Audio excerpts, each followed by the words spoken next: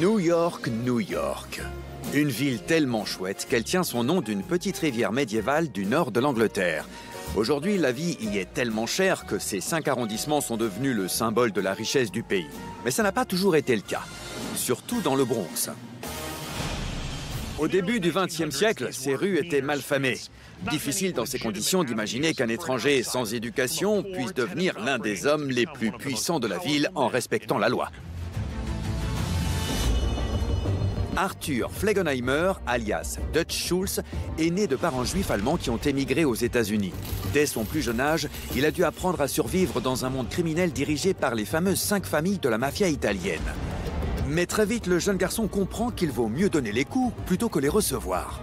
Dans la ville la plus violente au monde, il ne tarde pas à acquérir la réputation d'un homme brutal, s'illustrant aussi bien dans le racket que dans la contrebande d'alcool. Et quand la prohibition entre en vigueur en 1920, Dutch élimine toute la concurrence, littéralement. Il contrôlait tous les maillons de son empire illégal d'alcool, de la production à la distribution. Et ça a fait de lui un homme extrêmement riche. La question est maintenant de savoir où est passé tout cet argent. Avec Bernard Lulu Rosenkratz, son garde du corps et confident, toujours présent à ses côtés, Dutch Schultz utilise à la fois la force et la ruse pour coexister avec les mafiosos les plus redoutables de New York et berner la police. Mais en 1935, l'étau commence à se resserrer autour de lui. Et selon la mafia, Dutch cherche alors à se retirer de la partie en cachant sa fortune dans un authentique coffre au trésor. Mais le 23 octobre 1935, la mafia met un terme à ses rêves de retraite sous un déluge de coups de feu. Depuis lors, le trésor reste introuvable. Mais de nouveaux indices ont révélé la présence d'endroits prometteurs où personne n'a encore cherché. Je me dirige vers l'est, bien après Brooklyn et le Queens, en direction de Long Island, terre des riches et des puissants.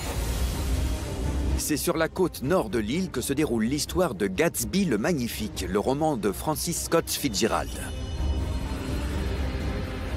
Dutch Schultz avait lui aussi des rêves de grandeur, mais de l'autre côté de l'île, dans la ville d'Oakdale. Et c'est ici que j'ai rendez-vous avec Robbie Hoffman, à une adresse qui semble des plus respectables.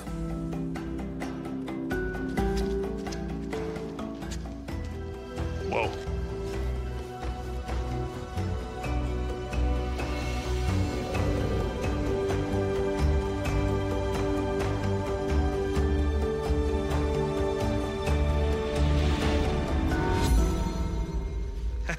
Josh, comment ça va?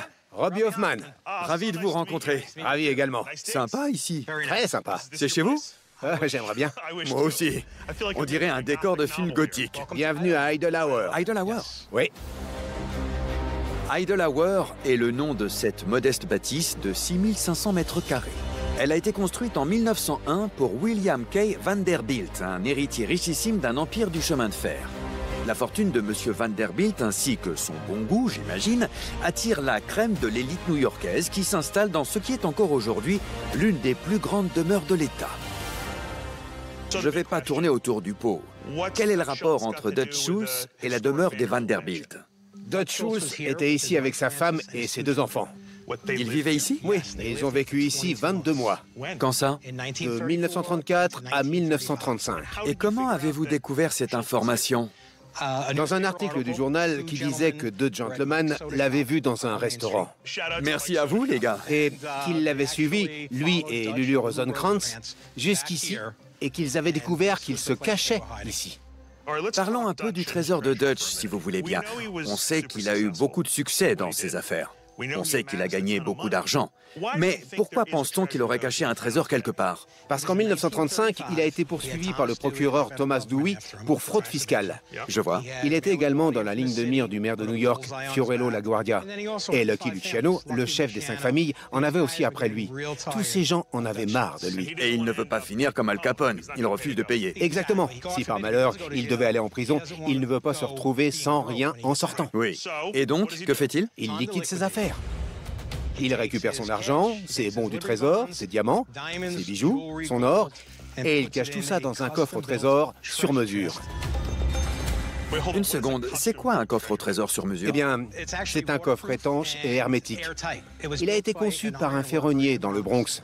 Et comment on sait tout ça? C'est grâce à son avocat, Dixie Davis. Dans une série d'entretiens donnés à la presse en 1939, Dixie Davis, l'avocat de Dutch, a dit « Un soir, alors que j'étais dans sa chambre, j'ai remarqué un grand coffre en acier d'environ 90 cm sur 60. Je lui ai demandé ce que c'était. Il m'a répondu « C'est pour mettre mon argent ». Je n'ai jamais revu ce coffre après ça. Et ce qu'il était devenu de sa fortune demeure un mystère complet. J'ai entendu des tas de théories à propos de ce coffre. Mais comme Dutch a vécu ici, vous pensez qu'il est là? Oui, c'était quelqu'un de très orgueilleux. C'est la plus belle maison de l'État de New York. Et il pensait vraiment que sa femme et lui méritaient de vivre dans un endroit pareil. Donc, est-ce que le trésor est vraiment ici? Est-ce qu'on commence à creuser? Pas ici, Pas ici. pas ici, là-bas. Où ça? Je vais vous montrer. Je vous suis. C'est parti. Robbie m'amène sur le ponton en face de la propriété. Là-bas, nous rejoignons Barry Lipsky, un sauveteur-plongeur confirmé, et son équipe qui nous aideront à localiser le coffre. Je vois des bouteilles de plongée, ça me rend nerveux. Non, faut pas. Où est le trésor? Il est sous l'eau. Non. Il est sous l'eau. Vraiment? C'est ce que je pense. Juste en face de la maison, il y a un grand escalier qui mène au ponton. Oui, Et donc? voici une photo. Elle date des années 30. Oui. On y voit une rampe et un ponton flottant. Je pense que Dutch Schultz et Lulu Rosenkrantz ont transporté ce coffre de 60 ou 70 kilos, qui faisait 90 cm de long sur 60 de large, dans l'escalier, jusqu'à la rampe, puis jusqu'au ponton, et qu'ils l'ont jeté dans l'eau. Je me tourne maintenant vers le plongeur professionnel. C'est profond ici? Je dirais entre 60 cm et 1,80 m. Facile alors. Absolument pas. C'est toujours comme ça. Pourquoi pas? C'est une rivière composée d'un mélange de sel et d'eau douce. Il va y avoir de la boue dans l'eau et elle sera tellement épaisse qu'on ne verra peut-être pas le fond. La visibilité? Zéro. La visibilité va diminuer très rapidement. Ce sera plus sombre que l'endroit le plus sombre que vous ayez jamais vu de votre vie. Super. Les conditions sont terribles. Ça sera tout sauf une partie de plaisir. Sauf s'il y a un trésor à la clé. Dans ce cas, on peut effectivement se montrer optimiste. Voilà, parfait. C'est ce que je voulais entendre. Donc, par où on commence? Eh bien, on a un bateau équipé d'un sonar. On va scanner les environs. Si on identifie des cibles, on marquera leur emplacement. Et quand on en aura suffisamment, on plongera. C'est bon? Alors, c'est parti. Nous nous dirigeons vers l'endroit où se tenait le ponton flottant sur la photo et nous commençons à scanner le fond de l'eau à la recherche du coffre. C'est quoi ça? On va vérifier. Une cible? On va la marquer. Ça a l'air massif, on dirait. Et c'est au bon endroit. Allez, encore une fois. Oui. Je crois qu'on a quelque chose. Regardez ça ici. C'est pile dans la bonne zone. Ouais, ça pourrait être un coffre. Je marque l'emplacement. Note bien les coordonnées. Je veux être sûr de ne rien oublier. Maintenant que nous avons scanné le fond de l'eau, il est temps de plonger dans les ténèbres.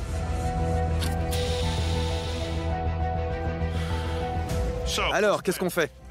On va commencer par nager jusqu'à la rive, là où se trouvent les escaliers.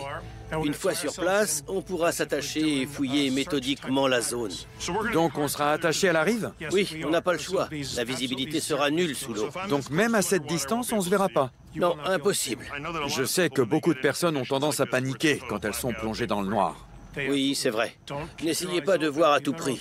Fermez les yeux et utilisez votre esprit pour vous repérer dans l'espace.